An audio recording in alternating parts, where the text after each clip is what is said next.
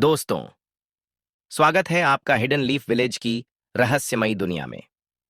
आज हम शुरू करने जा रहे हैं नारुतो एनिमे का पहला एपिसोड। धरती कांप उठी थी। एक विशालकाय राक्षसी लोमड़ी ने हिडन लीफ विलेज को तबाह कर दिया था।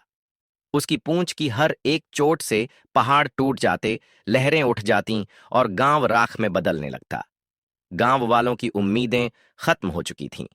तभी सामने आते हैं चौथे होकागे, मिनाटो नमिकाजे, गांव के सबसे ताकतवर शिनोबी।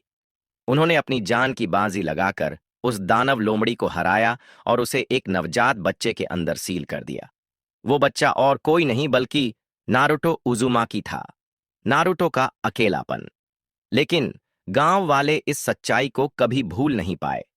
उनकी नजर में नारुतो कोई मासूम बच्चा नहीं बल्कि वही दानव था जिसने गांव को तबाह किया था। नतीजा ये हुआ कि नारुतो पूरी तरह अकेला हो गया। न कोई परिवार, न दोस्त। अकेलापन झेलते हुए नारुतो ने गांव का ध्यान खींचने का एक तरीका ढूंढा। वो गांव की दीवारों पर अजीब पेंटिंग बनाता, होकागे मॉन्यूमेंट पर चढ़कर रंग पोत देता। गांव वाले गुस्से से चिल्लाते, ये बच्चा कभी सुधरेगा नहीं। लेकिन नारुतो हंसकर भाग जाता।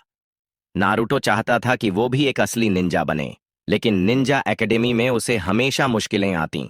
क्लोन जुत्सु जैसी बुनियादी तकनीक में भी वो बार बार फेल होता। टीचर और स्टूडेंट्स उसका मजाक उड़ाते। नारुतो अकादमी में बार बार फेल होने के बाद उदास हो चुका था। तभी मिजुकी नाम का एक और टीचर उसके पास आता है और कहता है, नारुतो, अगर तुम सच में निंजा बनना चाहते हो तो गांव के स्क्रोल ऑफ सील्स चुरा लाओ। उसमें गुप्त जुत्सु लिखे हैं। नारुतो भोलेपन से मिजुकी की बात मान लेता है और सचमुच वो स्क्रॉल चुरा लाता है। उसमें लिखा होता है, शेडो क्लोन जुट्सु। नारुतो पूरी रात बैठकर उसी तकनीक को सीखने की कोशिश करता है। इरुका जब नारुतो को ढूंढते हैं तो मिजुकी सामने आकर नारुतो की असली पहचान बता देता है। नारुतो, तुम इंसान नहीं हो, तुम वही नाइन टेल्ड फॉक्स हो जिसने गांव को तबाह किया था। यह सुनकर नारुतो टूट जाता है। लेकिन इरुका नारुतो के सामने खड़े हो जाते हैं और कहते हैं, नहीं नारुतो, तुम वो दानव नहीं हो, तुम मेरे स्टूडेंट हो। तुम वो बच्चा हो जिसने हमेशा हार न मानने का जज्बा दिखाया है। नारुतो गुस्से और दर्द से भर जाता है।